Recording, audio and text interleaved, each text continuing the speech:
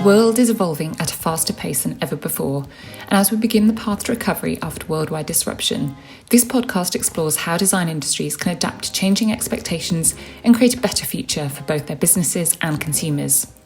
I'm Carla Buzasi, President and CEO of WGSN, and your host this week. You're listening to Create Tomorrow, the WGSN podcast.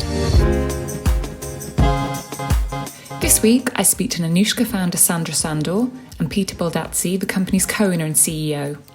After attending the London College of Fashion in 2005, Sandra established Nanushka just 1 year later. Over the years, the label has made a name for itself through its ardent approach to sustainability, while staying committed to its luxury roots.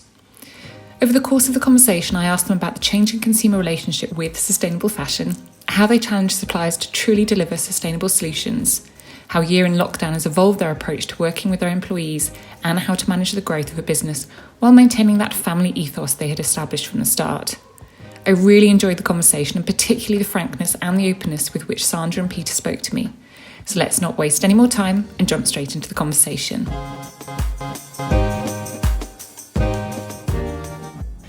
I wanted to start with a question about sustainability. You have a piece on your website when you talk about seeing waste as a design opportunity, and I'm really intrigued by this mission. Yes, so I'm very, very inspired by eco-design, which means basically looking beyond the aesthetic values of a garment or of an object, and looking at longevity, versatility, practicality as equal values, and actually creating from waste. I feel that a lot of people think that it will necessarily have to be not beautiful, but actually I think that it's a kind of like a design challenge to create beautiful pieces from waste, and actually our design team is very committed, and we feel very inspired by even our dead stock materials and repurposing those and using them up with different kinds of techniques like crochet or special knitting techniques from like scraps of our fabrics, and we're actually also working on one project like this in our current collection. The brand's been around since 2006. Have you found more recently that consumers are more interested in the sustainability side of what you do, or has this been something that's resonated right since the start? I think people are definitely becoming more and more interested and appreciating sustainability more and more as we go ahead in time. And I would say that from a supplier's end, I see change, like drastic change happening in the past 2 years. So what I mean by that is the choice of sustainable options and sustainable raw materials are kind of, I feel they're in a thriving innovation, and I still don't feel that there are amazing alternatives for everything, and that there are solutions for everything, but there is definitely a very big development happening. Whose responsibility do you think it is to find those solutions? Is it the supply chain? Do you find that you're having to really challenge your suppliers on this front? Or do you think it's as much with the brands and the creative directors to help come up with those solutions? I definitely think it's both. It has to happen on both ends. But actually, it's an interesting question that you asked, because it's interesting to even see myself as for example, like if I'm attending, for example, a fabric fair, and I go into I go to see a company, and I start with, please show me your sustainable collection, and if they say, oh sorry, like we don't have one, then I really try to make a kind of statement, or try to make them feel that this is not okay. And I'm sure that this a lot of this kind of behaviors of other designers has definitely pushed the suppliers to look into and to offer sustainable options.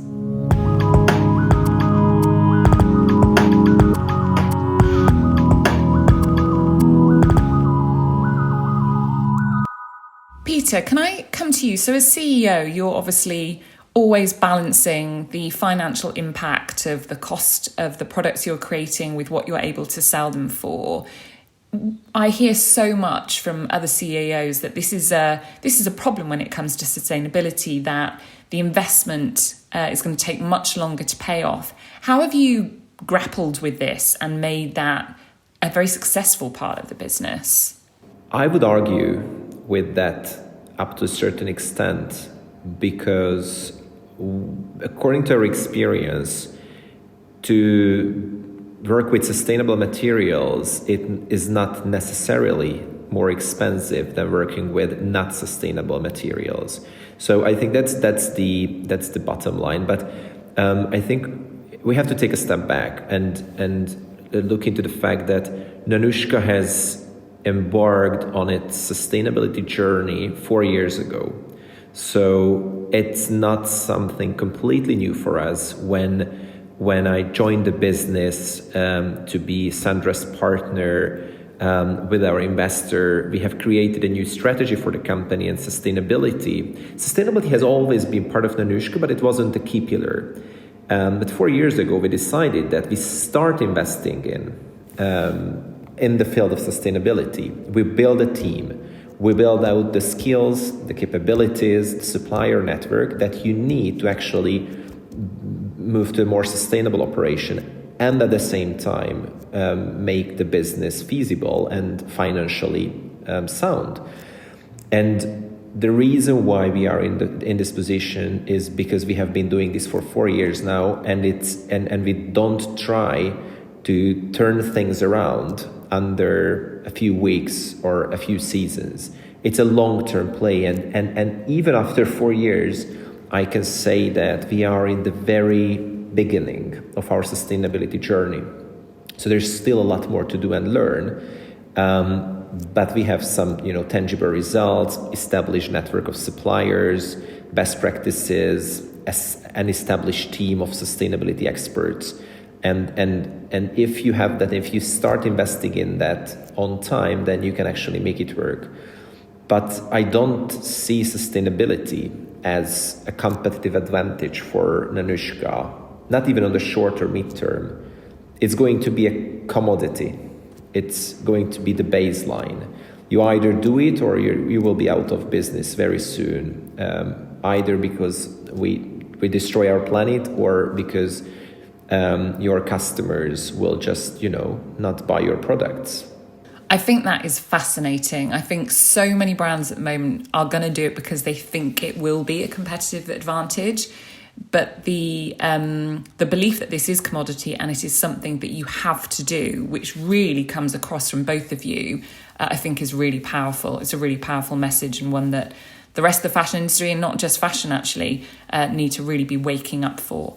What are you excited about in this space? Are there any particular innovations that you're hearing about at the moment that cause you great excitement and think are going to be game-changing?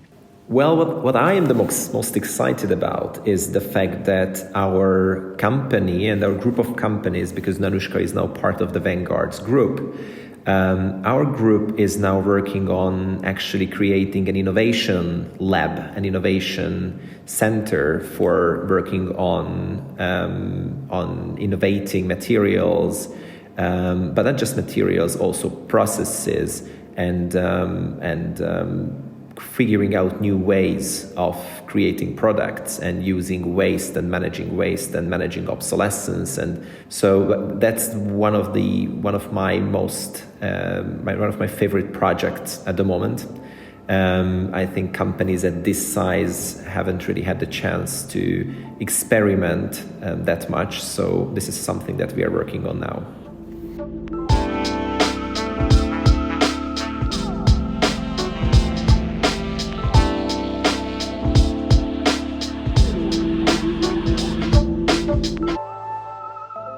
I want to talk to you both about people for a moment.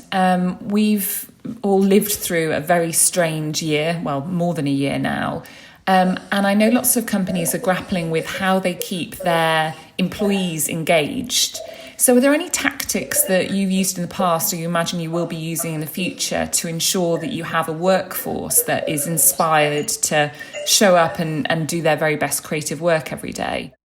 I think that quite intuitively, we both Peter and I run our company with a kind of, I don't know, maybe this is not the right word, and maybe Peter, you could help me out with this, but kind of with this kind of like family vibe. So I'm not saying that, obviously we need to be, professionals and we need to be really productive. But I really feel that with our employees, we do have this special relationship, which is not necessarily very strict, and it's kind of like a friendly environment for sure. And I think that this is something that's quite important. Frankly speaking, it's not easy. And I can't even say I'm satisfied with where we are at the moment. Because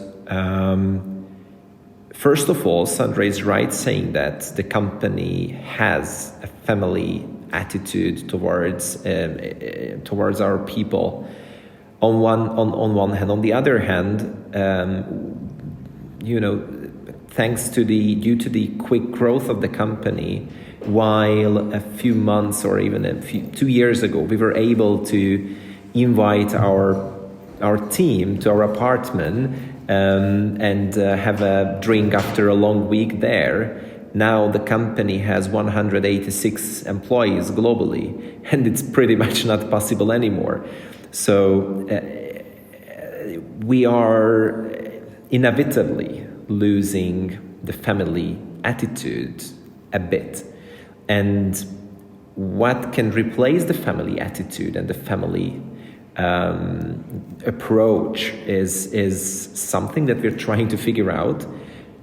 But to figure that out, you need to spend more time with your team and with your people. And that's the difficult part, because during virtual meetings and Zoom calls and Google Meets and Teams, etc.,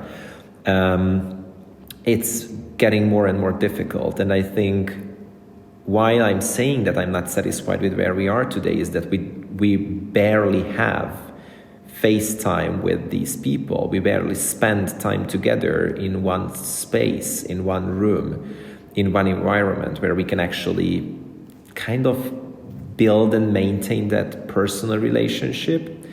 I'm not saying that it's bad, but it's far from ideal. And I think most of our relationships have suffered during the pandemic. You were only able to spend time with your closest peers, your closest friends and family. And many people who are also important for you, you were not able to spend time with them. So I find it's very challenging, and I think one of the things that I'm very excited about after the beginning of the end of the pandemic is to spend time with our colleagues and friends and partners and actually rebuild these relationships a bit, to just hear what's going on with who. And I think that cultural aspect is crucial, and we have to start working on that as soon as we are actually allowed to spend time together again. It's really refreshing to hear you speak so honestly on that front, because I think these growing pains that businesses go through often get glossed over, and that going from that small family to a big international company it's not easy. Have there been any silver linings for the company during the pandemic? Are there any things that you think you've learned that you will take into the future? Well, we have learned much more than we could wish for, from business to personal perspectives as well. I think one of the key learnings is the fact that how much we have to appreciate when we have it. as a company and as individuals as well. I think that's very often overlooked. And it means many things. What does it mean to appreciate things? First of all, to celebrate things when you can, to share good things when you can, to have decent conversations when you can, and spending time together and working together for a shared purpose and shared goals. I think this is something that we will appreciate a lot after this is going to be over. And of course, there are plenty of business learnings in terms of how you can manage teams remotely. Now we are spread out into 4 offices: New York, London, Milan, and Budapest. So you can learn all those things, of course, which are, I think, very practical skills that we have partially learned during the pandemic, but our company is originally very digitally native, so we were in a position to transform the company from the pre-pandemic mode to the work from home mode in 2 days. So it wasn't complicated for us at all. But I think these learnings will stay with us for sure. And I don't want to say that, the importance of sustainability is something that we learned during the pandemic, because we didn't. Fortunately, we started this much sooner than the pandemic. So I think this might just have accelerated certain projects and certain initiatives, but I think the learnings is more like about the personal relationships. For me, it was very, very surprising to see how our team, and especially because I work obviously with the design team, how we managed to adapt to this remote working, and we actually created these special tools for ourselves, how we managed to do fittings and also some, digital presentations for each other, to be able to design 2 or 3 collections remotely. And for me, this was very, very fascinating to see that this is possible. So this was definitely, an upside of the pandemic.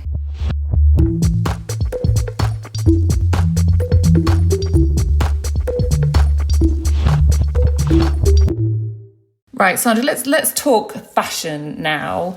What are your predictions for the future? What do you think we're all going to be wearing for the rest of 2021 and into 2022?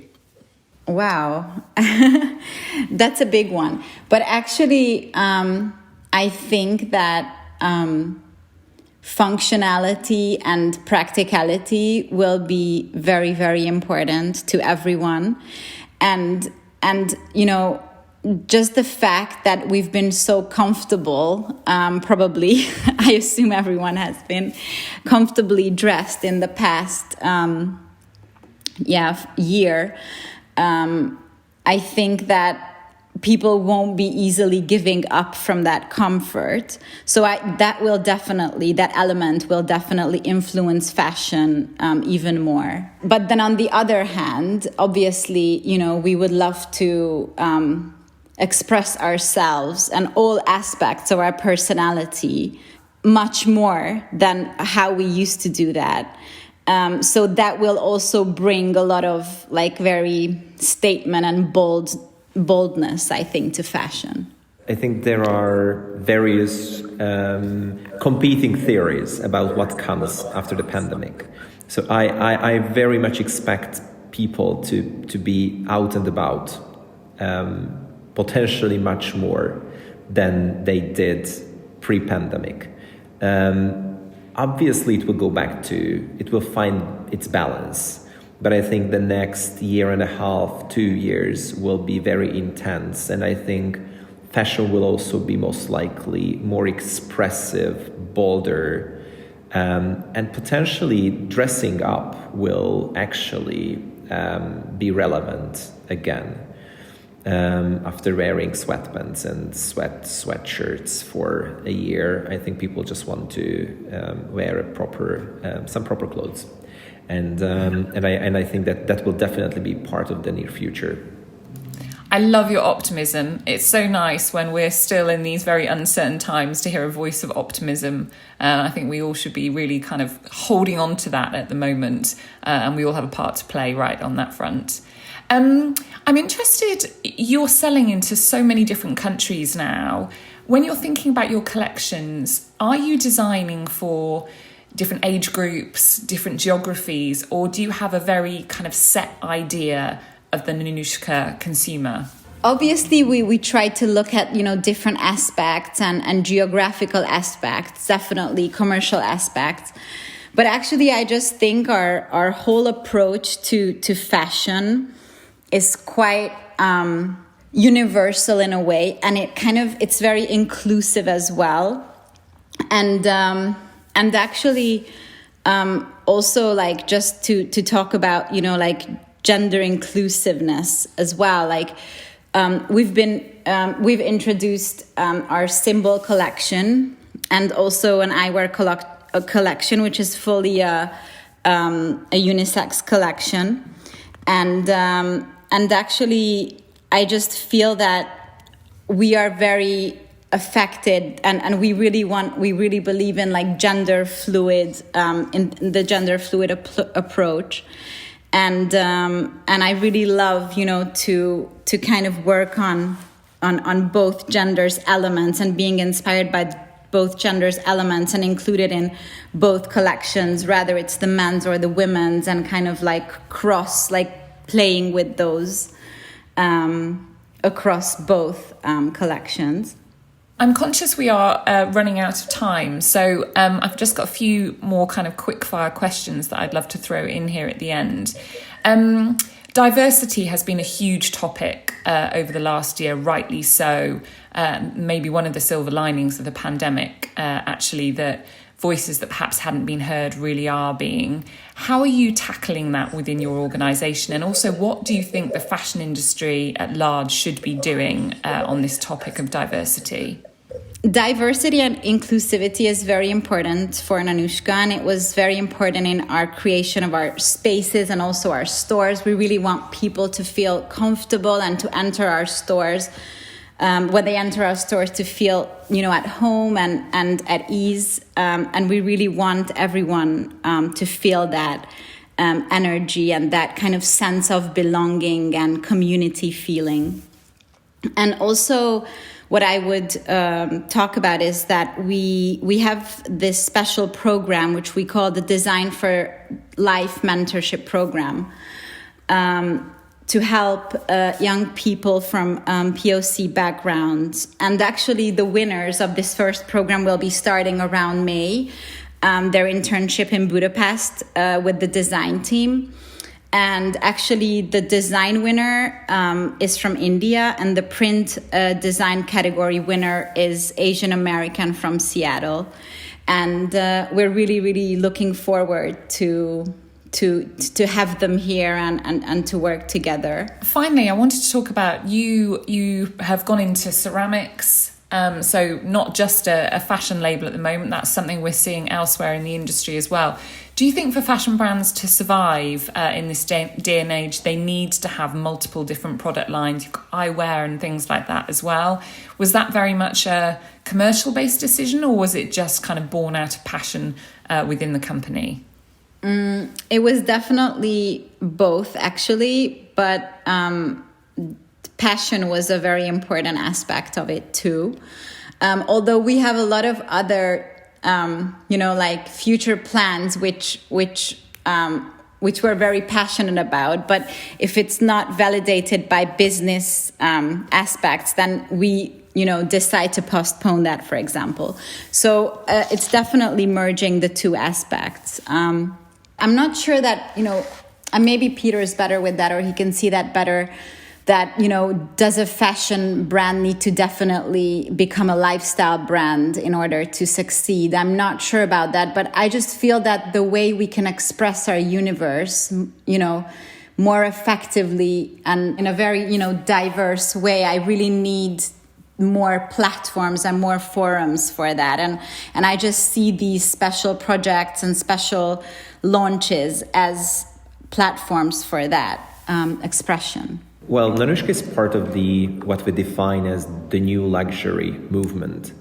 And I see it from the opposite side. I don't really see a fashion brand can actually be a fashion brand without being a lifestyle brand in the new luxury, the new age of luxury. Because if you are not a lifestyle brand, what actually are you selling? Then you are just selling a certain product. And then you are not anymore really fashion. You are much more a product-led company. So I think the barrier between lifestyle and fashion are just completely fading away. And we are all in this fashion new luxury segment. We are all in the lifestyle business because I think we're selling culture, and we are selling values through our products and through our design. And if you do that, and if you just create values through culture, you are inevitably in the lifestyle business, because that's where values are. What lifestyle means, the way you live your life, right? And you live your life through values. And if you pick a certain brand, if you choose a certain brand, you choose that because those values are aligned with your own values. So anyway, we are in the lifestyle business through values. Thank you so much to Sandra and Peter. Your honest and open answers were so great to hear. I'd also like to thank you for listening. If you enjoyed what you've heard, then please subscribe to the show, which is available on all major podcast platforms. And if you really like what you heard, then please leave us a rating and review on iTunes. It definitely helps us get the word out there.